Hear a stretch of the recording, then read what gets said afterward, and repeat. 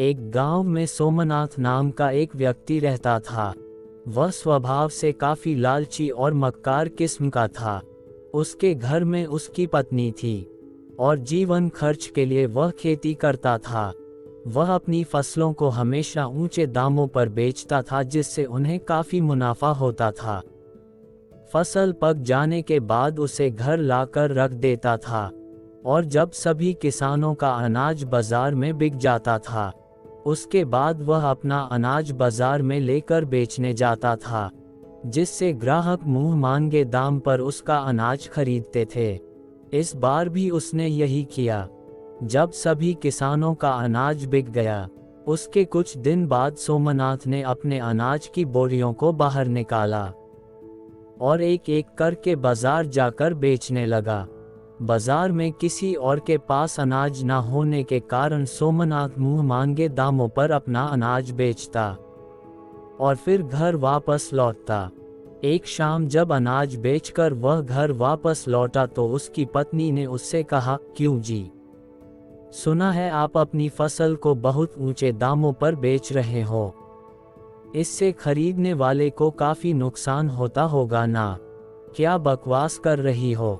फसलें होती ही इसलिए है। अगर किसान अपना फायदा नहीं सोचेगा तो भूखा मर जाएगा, लेकिन इतने ऊंचे दामों पर फसल खरीदने वाले को कितना नुकसान होता होगा। आखिर वह भी मेहनत की कमाई है। तुम बाकी किसानों की तरह सही समय पर फसल को क्यों नहीं बेचते? अरे जाओ, वैसे भी मैं आज थक गया हूँ और तुम मुझे ज्ञान देने लगी हो। यह नहीं सोचा पति काम से लौटा है तो उसकी सेवा करें। मुझे बहुत तेज भूख लगी है, जाकर खाना लगाओ। हाँ ठीक है, वैसे भी तुम मेरी सुनोगे कहाँ? हे भगवान, मुझे कैसी पत्नी दी है तूने? पति का साथ देने के बजाय मुझे ही ज्ञान देने बैठ जाती है।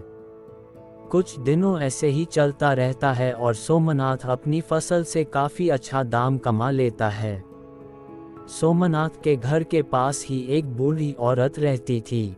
उसका एक बेटा था जो बाहर विदेश में नौकरी कर रहा था, इसलिए घर पर वह केवल अकेली ही थी। जीवन का गुजारा करने के लिए अपने ही खेत में बीज बोती, फसल की देखभाल करती और पक जाने पर उसे काटकर बाजार बेचने चली जाती। एक दिन बुढ़िया अनाज की बोरियां भर रही थी ताकि वह उन्हें बाजार जाकर बेच सके। लेकिन तभी सोमनाथ की नज़र बुढ़िया के अनाज पर पड़ती है और वह सोचता है कि अगर मैं इस बुढ़िया को पटा लूं तो इसके अनाज से भी मैं बहुत सारा धन कमा पाऊंगा। कुछ देर बाद वह अपने कदम बूढ़ी औरत की तरफ बढ़ाता है। नमस्कार दादी जी। नमस्कार बेटा, तुम कौन? दादी जी, मैं सोमनाथ, आपके पड़ोस में ही रहता हूँ। अच्छा दादी जी, आपका एक बेटा भी तो था, वह कहाँ है? अरे बेटे को काम से फुर्सत हो तब ना। कोई बात नहीं दादी जी, मैं भी आपके बेटे जैसा ही हूँ। आप इस उम्र में इतनी मेहनत मत किया करो वरना तबीयत खराब हो जाएगी। क्या करूं बेटा, पेट पालने के लिए कुछ ना कुछ तो करना ही होगा। एक काम करिए दादी, आप इस अनाज को अपने घर पर रखिए, मैं एक एक बोरी करके इसे बाजार जाकर बेच आऊंगा और बदले में जो धन मिलेगा वह मैं आपको दे दूंगा। नहीं बेटा, तुम इतना परेशान क्यों हो रहे हो? नहीं दादी जी, परेशानी की कोई बात नहीं है। वैसे भी मैं अपना अनाज भी बाजार जाकर बेचता हूँ तो साथ में तुम्हारा भी ले जाऊंगा। अच्छा ठीक है, भगवान तुम्हारा भला करे। तो दादी जी, मैं सुबह आकर अनाज की बोरी लेकर जाता हूँ। ठीक है। ठीक है बेटा। अगली सुबह सोमनाथ फिर से दादी जी के पास जाता है और उनसे अनाज की बोरियां ले लेता है। अनाज की बोरियों को बैलगाड़ी में रखकर वह बाजार की ओर निकल जाता है। बाजार पहुंचकर वह अनाज बेचना शुरू करता है। वह अनाज का दाम काफी ऊंचा रखता है, लेकिन किसी और के पास अनाज न होने के कारण ग्राहक मुंह मांगे दाम को खरीदने पर मजबूर हो जाते हैं। शाम तक जब उसका पूरा अनाज बिक जाता है तो वह घर लौटता है। घर आकर जब वह पैसे गिनता है तो खुश हो जाता है, क्योंकि आज उसे काफी बड़ा मुनाफा हुआ है। बूढ़ी औरत के अनाज से मिले पैसे देखकर उसके मन में लालच जाग उठता है। वह उन पैसों में से आधे पैसे अपनी जेब में रख लेता है और आधे पैसों को लेकर बूढ़ी औरत के पास पहुंचता है। अरे बेटा, आ गए तुम, ऐसे मुंह क्यों लटकाए हुए हो? क्या हो गया, अनाज बिका नहीं क्या? नहीं दादी जी, अनाज तो बिका है, लेकिन मेरी उदासी का कारण कुछ और है। मैंने बहुत कोशिश की अनाज को अच्छे दामों में बेचने की, लेकिन ग्राहकों को दाम काफी ज्यादा लग रहा था, इसलिए उन्होंने बहुत ही कम दाम पर मेरा अनाज खरीदा है। ये रहे कुछ पैसे। बुढ़िया जल्दी से उन पैसों को गिनती है और कहती है, बेटा, ये तो बहुत कम है। मैं जब भी अनाज बेचने जाती थी तो मेरे साथ कभी भी ऐसा नहीं हुआ। वही तो दादी जी, मैंने बहुत कोशिश की आपके अनाज को अच्छे दामों में बेचने की, लेकिन ग्राहक सहमत नहीं हुए, इस वजह से अनाज के दाम को कम करना पड़ा। अरे बेटा, उदास होने की कोई जरूरत नहीं है, तुमने तो अपनी तरफ से पूरी मेहनत की। कुछ देर बाद सोमनाथ वहां से जाने लगता है, लेकिन बुढ़िया उसे रोकती हुई कहती है, बेटा, तुमने अनाज बेचने में काफी मेहनत की है, ये लो कुछ पैसे हैं, रख लो। नहीं दादी जी, मैं कैसे ले सकता हूँ, और वैसे भी आपके अनाज के दाम अच्छे नहीं मिले हैं, आप ही रखो उन पैसों को।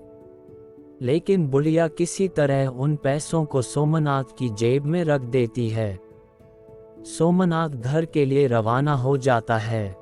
घर पहुंचकर वह उन सभी पैसों को इकट्ठा करता है और देखकर खुश होता है और कहता है, वाह रे सोमनाथ, आज तो आम के आम और गुठलियों के दाम हो गए। अगर ऐसे ही चलता रहा तो मैं बहुत जल्द काफी धन कमा लूंगा। कुछ दिनों तक ऐसे ही चलता रहता है और सोमनाथ उस बूढ़ी औरत को उसके अनाज के बदले में बहुत ही कम पैसे देता है। एक दिन सोमनाथ बुढ़िया का अनाज लेकर बाजार जाता है। उसके पास ग्राहक आने लगते हैं। बगल में लखनचंद भी अपना अनाज बेच रहा था। उसने देखा कि सोमनाथ के पास काफी अनाज है। वह देखकर सोचने लगता है कि सोमनाथ के पास इतना अनाज तो कभी था ही नहीं, फिर यह अनाज किसका है? तभी लखनचंद का दोस्त कहता है, अरे भाई, तुम्हें पता नहीं है, सोमनाथ ने अपने पड़ोसी बुढ़िया दादी को अपने चंगुल में फंसा लिया है और उन्हीं का अनाज बाजार में बेचता है। ये सुनकर लखनचंद कहता है, सोमनाथ बहुत ही लालची और धोखेबाज इंसान है। वह जरूर दादी को बदले में बहुत ही कम पैसे देता होगा और बाकी बचे पैसे खुद ही रख लेता होगा। अगली सुबह लखनचंद दादी के पास जाता है और कहता है, नमस्ते दादी जी, मेरा नाम लखनचंद है, मैं बाजार में अपना अनाज बेचता हूँ। वह बात कहते कहते सोमनाथ के बारे में बात करने लगता है और कहता है, दादी जी, आपके अनाज के तो बहुत अच्छे पैसे मिलते होंगे ना आपको? दादी जवाब देती है, नहीं बेटा, अभी अनाज बहुत ही कम दाम में बेचा जा रहा है। सोमनाथ हर रोज अनाज की बोरियां लेकर जाता है और उदास चेहरा लेकर वापस आता है। ये सुनकर लखनचंद कहता है, नहीं दादी जी, बाजार में तो आपका अनाज काफी अच्छे दाम में बेचा जा रहा है, मैंने खुद अपनी आंखों से देखा है। कहीं ऐसा तो नहीं है कि सोमनाथ आपको इसके बदले में कम पैसे देता हो और बाकी पैसे खुद ही रख लेता हो? ये कहकर लखनचंद चला जाता है और कुछ देर बाद सोमनाथ दादी के पास आता है। लो दादी, खूब कोशिश करने के बाद बस इतने ही पैसे मिले हैं। क्या हुआ बेटा, क्या आज भी अनाज अच्छे दामों में नहीं बिका? कहाँ दादी, बहुत प्रयास किया लेकिन कुछ ठीक नहीं हुआ। लेकिन बेटा, लखनचंद मेरे पास आया था, वह कह रहा था कि आज तो अनाज काफी अच्छे दामों में बेचा है। नहीं दादी, लखनचंद झूठ बोल रहा है। बेटा, मैंने तुझे अपने बेटे जैसा माना था और तूने मुझे ही धोखा दे दिया। ये पैसे यही रख दे और दोबारा मुझे अपनी शक्ल मत दिखाना। और हाँ, याद रखना, जिस पैसे की वजह से तुमने मुझे धोखा दिया है, एक दिन तेरे पास बहुत सारा पैसा होगा, लेकिन वह किसी भी काम का नहीं होगा। याद रखना। सोमनाथ बुढ़िया के घर से बाहर निकल कर कहता है, ये लखनचंद भी ना, इसे मैं बाद में देख लूँगा। बना बनाया काम बिगाड़ दिया। अच्छा भला आसानी से पैसे कमा रहा था। कुछ दिनों बाद सोमनाथ काफ़ी अमीर हो जाता है। उसके पास घर, गाड़ी और ढेर सारा पैसा आ जाता है। लेकिन तभी सोमनाथ बहुत बीमार पड़ जाता है। वह अपनी पत्नी से कहता है, सुनो, हमारे पास बहुत पैसा है, एक अच्छे से डॉक्टर को बुलाओ जिससे मैं जल्दी से जल्दी ठीक हो जाऊं। पत्नी डॉक्टर को बुलाती है, लेकिन डॉक्टर उसे पूरी तरह से ठीक नहीं कर पाता है।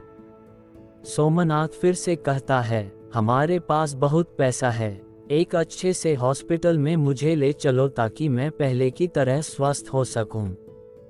उसकी पत्नी एक अच्छे से हॉस्पिटल में उसे इलाज के लिए ले जाती है, लेकिन वहां से भी कुछ बेहतर परिणाम नहीं मिलता।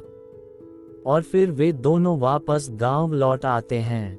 अब उसे बुढ़िया की वह बातें याद आने लगती हैं और कहता है कि सच कहा था बूढ़ी दादी ने, मेरे पास आज बहुत सारा पैसा है लेकिन मेरे किसी काम का नहीं।